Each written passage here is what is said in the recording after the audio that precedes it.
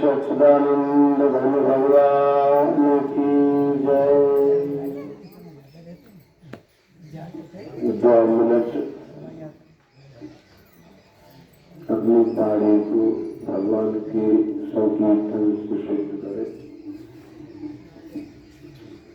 सीताराम सीताराम सीताराम जय सीताराम सीताराम सीताराम सीताराम जय सीताराम सीताराम सीताराम सीताराम जय सीताराम सीताराम सीताराम सीताराम जय सीताराम।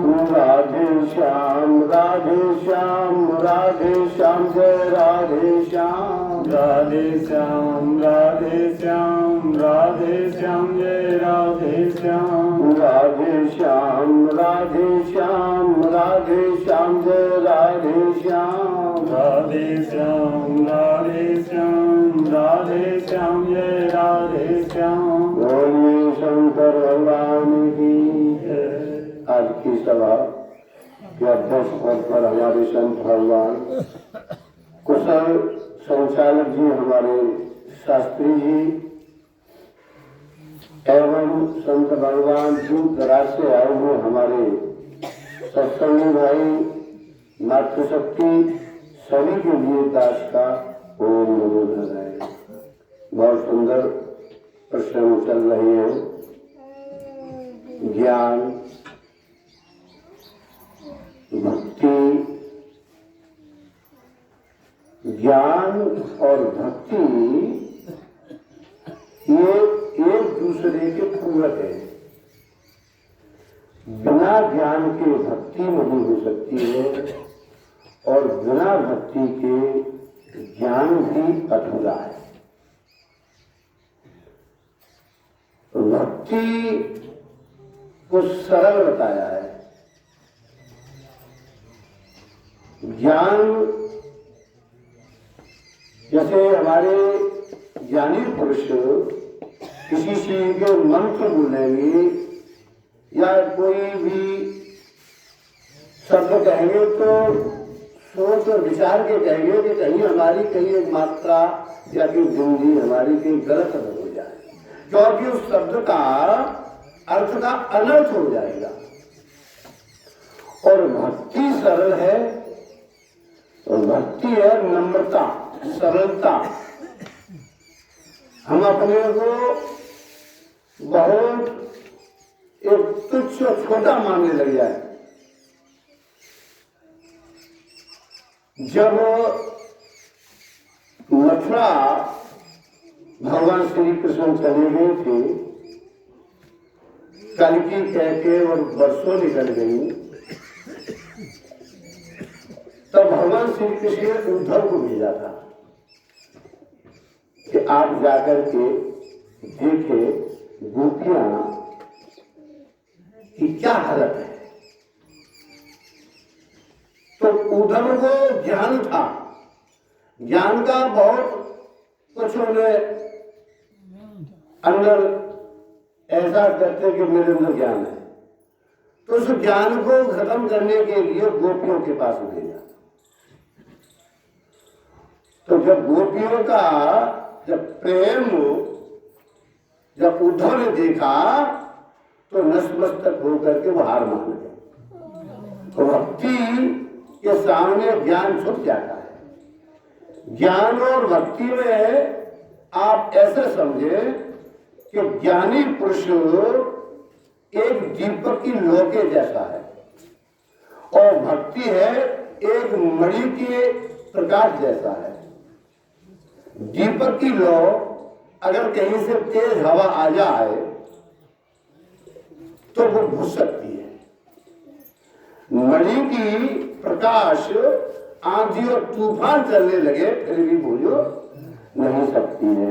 यानी ज्ञानी ही कहीं डिग सकता है और भक्त डिग नहीं सकता है। कई प्रसंग ऐसे आते हैं, हमारे भागवत जी में भी है। जब एक बार भगवान श्री कृष्ण के उधर माथे में दर्द हुआ तो उनने कहा कोई मेरा ऐसा भक्त हो वो अपने चरणों की धूल अगर लाके मेरे माथे से लगा दे तो मेरे दर्द बंद हो सकता है। नारद जी भी भक्त थे।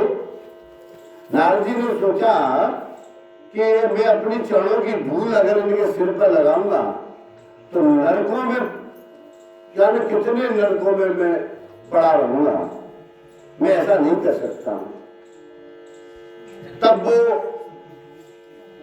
मृत्युलोक में गोपियों का आपको दृष्टांत सुनाई है, यानी कि हमें हजारों बार नरक जाना पड़े पर मेरे परम पिता परमात्मा श्री कृष्ण भगवान का सिर का दर्द बंद होना चाहिए, ये धूली आप ले जाकर के लगा दो।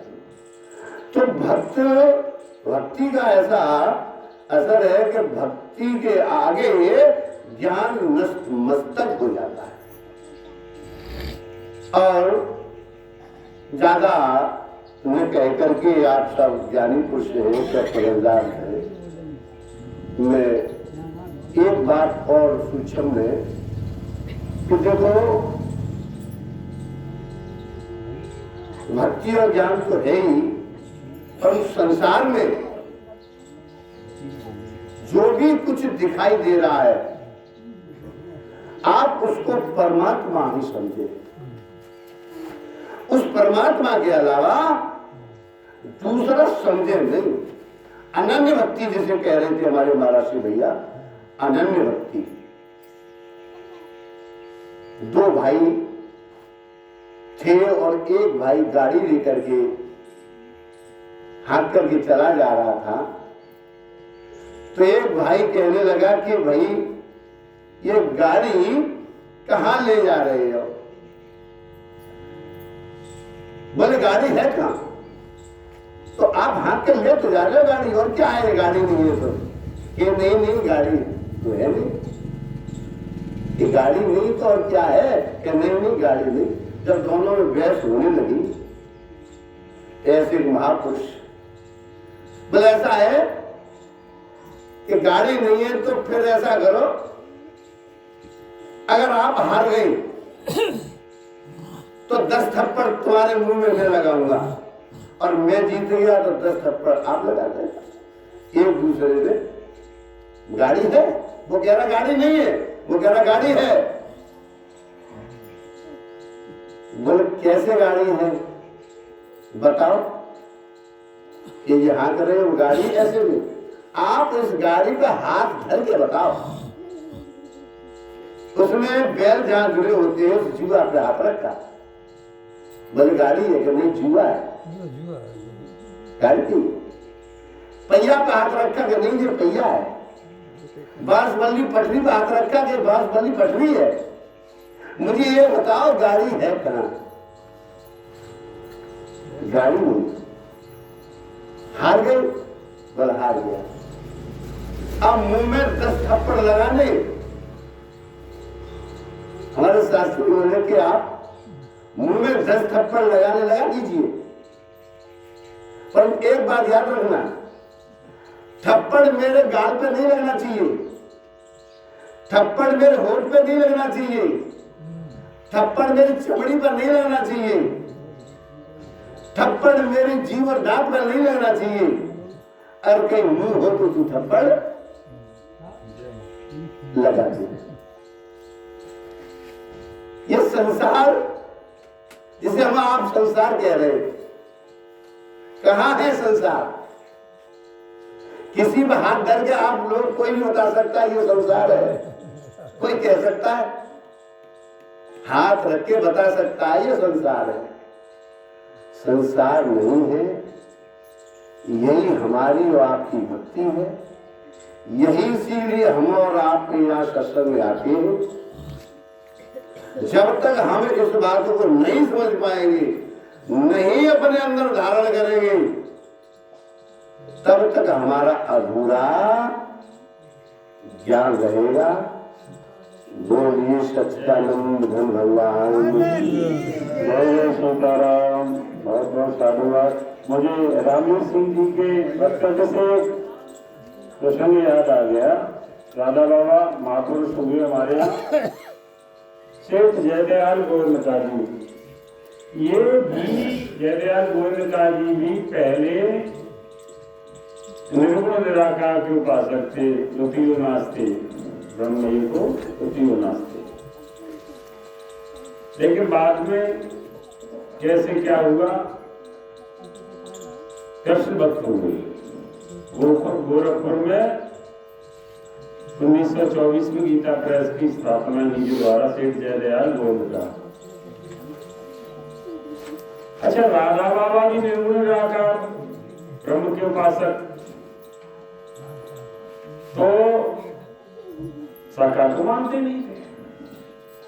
सत्संग होता तो किन्हीं महापुरुषों ने कह दिया कि आप गोविंदा जी के पास चले जाइए, वो भी नहीं मानते थे सगुण साकार। कहाँ कि वो कलकत्ता में रहते, तो गोविंदा जी के पास पहुंचे। 15 दिन जमकर दोनों महापुरुषों का, जयदयाल गोविंदा जी और राधा बाबा का सत्संग चला। लेकिन मानने के लिए तैयार हुए, क्योंकि ये सब माया जनित है। नाम रूप लीला ये सब क्या है, मायाकृत है। आखिर जो 15वां दिन जयदयाल गोविंदा भी थक गए, वो चादर ओढ़ते थे, तो उन्होंने चादर को उनके ऐसे बगल में बैठे चादर को उनके ऐसे ऊपर थोड़ा डाला, और जब चादर को डाला तो श्री सीताराम की, राधा कृष्ण की झांकी उन्हें दिखाई देने लगी। राधा बाबा को दर्शन होने लगा। सगुण साकार को मानते नहीं थे, लेकिन उनको झांकी के दर्शन होने लगे। उन्होंने कहा ये क्या चमत्कार है, तो सगुण साकार को मानता ही नहीं, फिर ये मेरे आगे ये दर्शन क्यों? तो फिर उन्होंने देखा, अच्छा मेरे ऊपर ये जादू टोना कर रहे हो, चादर उठा के लगती, ये तुम्हारा जादू है, इसलिए ये दिखाई दे रहे, ये कुछ नहीं है, ये सब सगुण साकार माया जनित है सब। थक गए। तो उन्होंने कहा, उस समय गीता प्रेस के संपादक हनुमान प्रसाद पोद्दार जी थे, तो उन्होंने कहा अब आप पोद्दार जी के भैया आईश्री के पास चले जाओ। तो सूचना हुई कि राधा बाबा आ रहे पोद्दार जी के पास। राधा बाबा बहुत जूनियर, पोद्दार जी और जयदयाल गोविंदा जी बहुत सीनियर महापुरुष माने हुए। आखिर महापुरुष ये भी बाद में बहुत नाम हुआ इनका राधा बाबा का, लेकिन उस समय इनकी स्थिति बहुत जूनियर, बहुत छोटे थी। उनके आगे वो महापुरुष साक्षात किए हुए महापुरुष। तो जब हनुमान पोद्दार जी के पास गए तो उन्होंने कहा राधा बाबा ये, तो पोद्दार जी अंदर से किसी ने जाकर के कहा के बाहर खड़े, तो उन्होंने अंदर नहीं बुलाया, स्वयं उठ करके आए पोद्दार जी और आकर के राधा बाबा के चरणों में, यानी गुरु एक शिष्य के चरणों में, गुरु तुल्य। और जैसे ही राधा बाबा के चरणों में प्रणाम किया, राधा बाबा मान गए सगुण साकार को, यानी दोनों एक हो गए। प्रणाम करने का आशय ही यही था कि जैसे तुम मान रहे हो उसी को मैं मान रहा हूँ। तो जब उन्होंने अपनी भाषा में ऐसा कहा, तो उन्होंने भी ये कहा कि बस जैसे तुम मान रहे हो उसे मैं मान रहा हूँ। और वो राधा बाबा भी फिर राधा कृष्ण के भक्त हो गए। तो कहने का आशय भैया, अगुने सगुने नहीं कछुएदा, वह हरे भव संभव, ऐसी जहाँ जिसका मन विचार श्रद्धा लगी हो, लेकिन करें चिंतन श्रेष्ठ हो। से मतलब नहीं आप सगुण पा सके, आप निर्गुण पा सके, मतलब इससे आपका चिंतन परमात्मा का हो, श्रेष्ठ चिंतन हो। आगे में से ये डॉक्टर साहब हमारे